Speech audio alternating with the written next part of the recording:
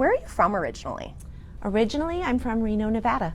What brought you here? So I was raised in Reno, Nevada by my single mom and my grandmother, and I moved out to Colorado to go to college. How would people know you? What have you done in Colorado? What is your experience? So I have been in Colorado my entire adult life, and I've been an attorney. I still am an attorney, not practicing law. I was a volunteer in the Adams 12 School District for a very long time, led a local bond and mill levy override campaign, and then served on my city council for the city of Westminster for 3 years, and then was elected to the state legislature, where I served representing my city for another 7 years, and most recently, the last 3 years of that service, have been in a leadership role on our state's budget committee. The JBC, such a committee to serve on. Yes. We could talk about the JBC, but it might just naturally intertwine. What are you proudest of, the work that you did in the Capitol? Well, I'll start with what got me into public service was volunteering in my kids' classrooms. And when I had the opportunity to see the incredible work that our teachers were doing and see that here in our state, we didn't pay our teachers particularly well, and we had school buildings in disrepair, I knew that we needed action. And as a member of the state legislature, I'm most proud of writing the budget and carrying the legislation that finally fully funded Colorado's public schools for the first time in 15 years. That is what got me into public service, and I am so proud of that work. You're a Democrat running, of course, and I ask the same question of Republicans as well. I feel like there's a spectrum right now within each party. There's kind of, people who might be viewed as like more extreme on one side, and then some who might be viewed as more conservative, and I mean that for Democrats as well. Where would you say you fall on that spectrum of the Democratic Party? The way I would describe where I sit is I'm a pragmatic Democrat who believes in delivering.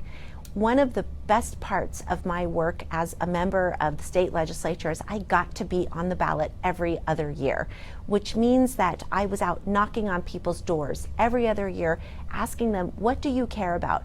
What do you hope that I'm going to go work on for you? And taking that information back with me to the Capitol and actually delivering real results and doing the work to be thoughtful, meeting people, building relationships that are necessary to get that work done. That's how I was able to do the work to fund our public schools. It's how I was able to pass significant legislation to expand Colorado's investment in affordable housing. We also did incredible work to cut red tape from insurance companies that were keeping people away from care and delaying care that their doctors had prescribed.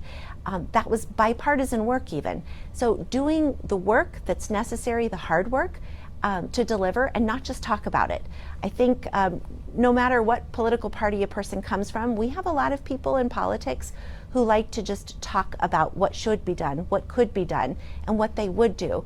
But we've seen with people's, I think, disappointment in government sometimes that there isn't always a deliverable. And that's been something I've been very proud of, and that's what I bring to this. Congressional District 8, it's thought of as one of the most competitive districts in the country. Why are you running in this district? This is my home. It's where I've lived for about 25 years. My husband and I, we raised our kids in this district. We've paid property taxes here. I was a long-time volunteer in my community, long before I ever thought of running for public office. And honestly, it is that service to my community as a volunteer that made me fall in love with serving my community, and it made me fall in love with my community. And that is why I'm running for office. I see that we've got representation now that it is not responsive to the people in this district.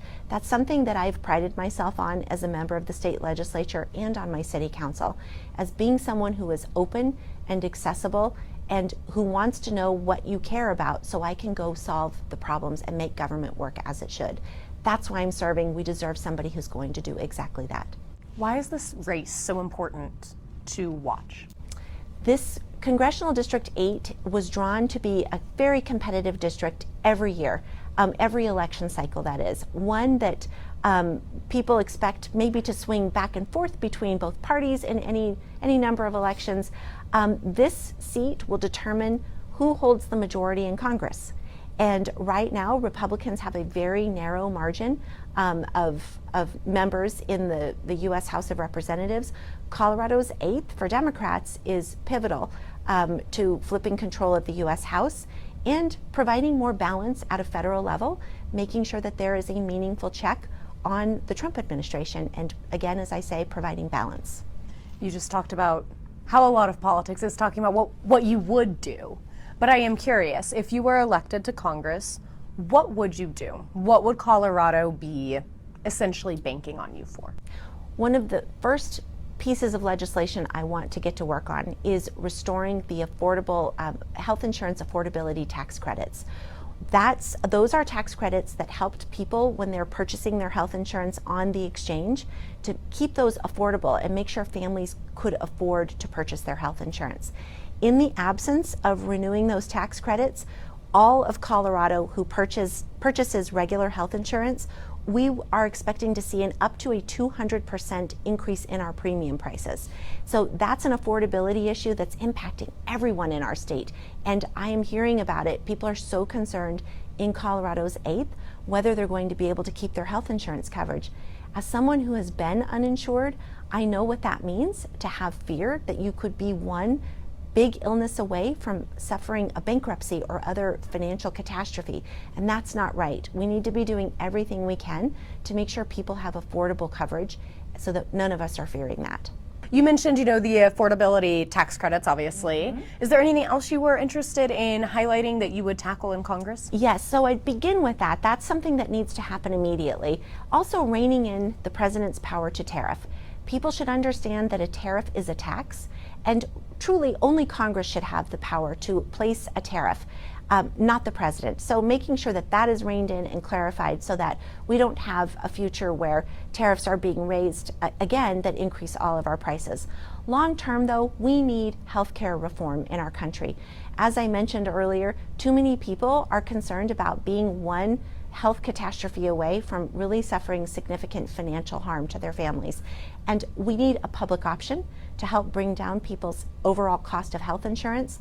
And long term, our country needs to be investing more in primary care to bring down the cost of health care for everyone and help us have a health system that catches illnesses before they become really expensive to treat and really bad for people. So healthcare reform is significant. If voters are looking for something that sets you apart, what makes you different? What makes you who you are? What would you want them to hear about yourself? I want voters to know that I am effective, I get things done, and that's what sets me apart from everybody in this race. I was just recently named the state's most effective lawmaker, and there's a reason for that. It is because I go and I get things done, from affordable housing to actual meaningful healthcare reform, to funding our public schools, improving our school district's system of accountability. These are all big policy issues that I've already worked on. I've been doing